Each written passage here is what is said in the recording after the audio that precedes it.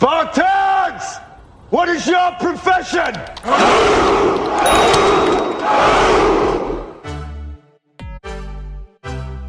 Alright, so we got my man Clark here, man, joining us. St. Louis, all the way out here, man. We're watching the Buffs play. What do you guys think about the game? We out here for the homecoming game. Our guys finish here. What it do, YouTube? You know who it is. The Legend 5, man, with On Tour Media. Coming back at you, man, with another one. You already know. If it's your first time here to the channel, rocking with your boy, subscribe to the channel, hit the like button, share the video, and comment below, man. Now let's get it cracking. Hey, it's going down in the trenches, man. It's war in the trenches, baby. The new CU Buffs are built different. They built different, man. They built different. CU Buffs have put together a friendly competition of 5-on-5, man, and I ain't talking about basketball. No, nah, I ain't talking about basketball, man. The war, or what we should call it, the tug-of-war games, man, have begun.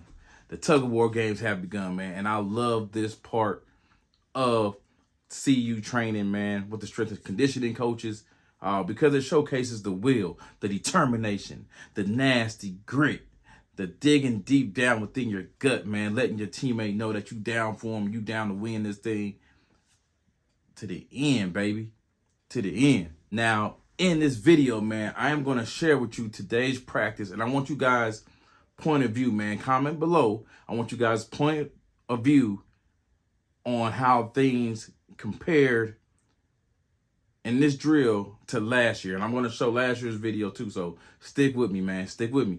All right, so first thing, there was a very noticeable size difference in the linemen. Very noticeable size difference in the linemen when you have offense versus defensive line that you're seeing here, right?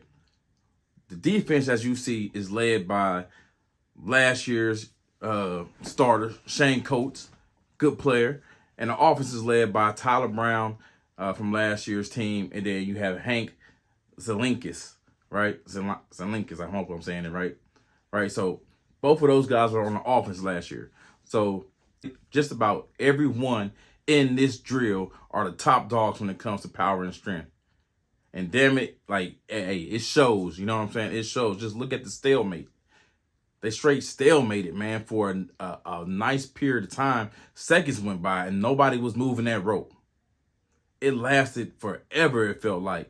They were just back and forth, tugging and pulling, and it was barely giving ground, man. Barely giving ground. Neither side wanted to give up. It shows the beast, man, that we have on the trenches on both sides of the ball on tour, fam. Look at the players on the defense, man, that we have, and they're stout. You know what I'm saying? You got Shane Coates over there, 6'3", 275.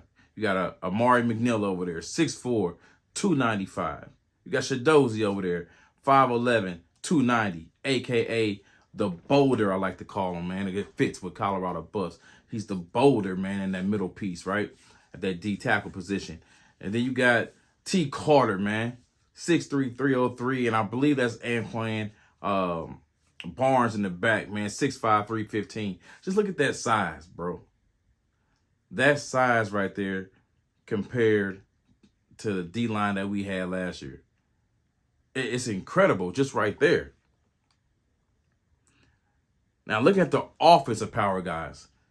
You got Hank Z over there, right? Hank Z's a sophomore. He played last year, 6'3", 285, hometown kid. I'm going to call him the hometown kid, right, from Inglewood, Colorado. He played in 11 games last year, man. He started in 2 of them, getting his first career start against Colorado State. We all know how big that game was against Colorado State. It was a very, very highlighted moment of the season with Travis Hunter going down and everything.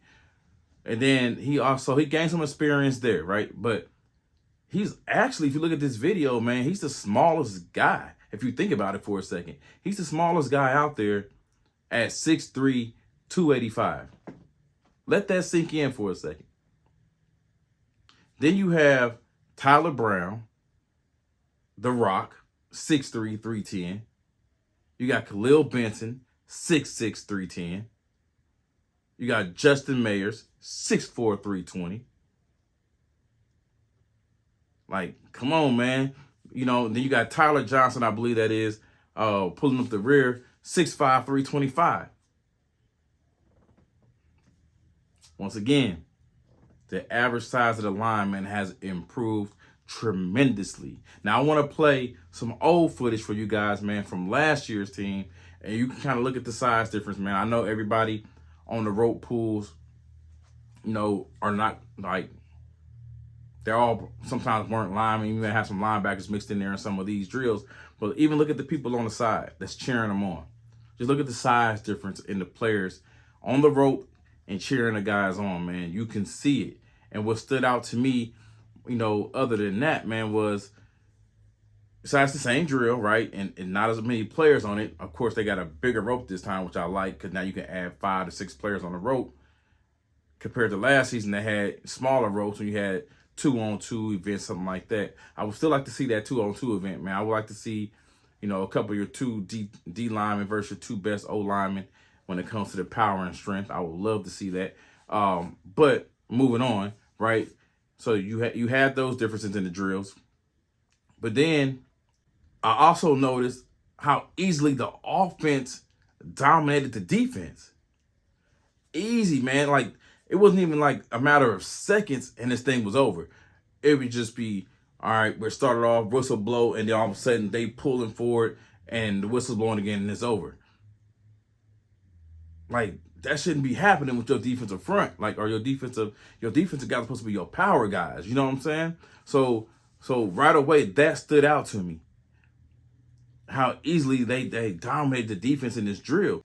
And the last thing that stood out to me most of all was just looking at those old video clips, how quick those drills were over compared to this one drill I showed you of the most recent practice. It outlasted all those old videos. This one drill took longer to complete than the other footage of the other videos in the drill, man. So that just tells you the competition, the strength, the power, the conditioning, everything has improved. The grit, the determination not to lose, all that stuff, man. I love these competitive games, and I hope to see a lot more of them, man. Hope to see a hell of a lot more of them. So, hey, I want to bring that information to you guys, man. It's looking good so far. I'm liking what I'm seeing. We all know they still got to put on the pads, though, at the end of the day, and they got to perform. They got to produce, right?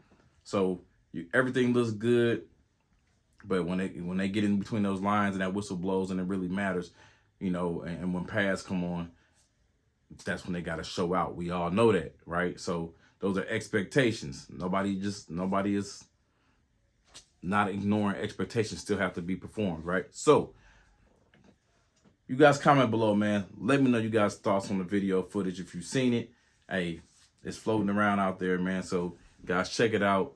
Thank you guys for locking in with the channel, man. Continue to subscribe to the channel, man. Things are going up, man. I appreciate you guys. Keep blowing up the comments, man. And I open all communication, man. All I ask is keep it respectful, you know what I'm saying? But open to all communication, man. I want to try to provide a platform for everybody to speak their mind and say what they got to say, but keep it respectful. That's all I'm asking, man. Keep it respectful, though. But blow it up, man, for your boy. It's your boy, the Legend 5, man. On Tour Media. Thank y'all for rocking with me, man. AKA your #1 supporter, man, of your boy, Deuce. You know who it is. Legendary, man. Be sure to follow me on my other platforms, man, such as Instagram, man, at DA_Legend 5, man. You already know what it is. Peace.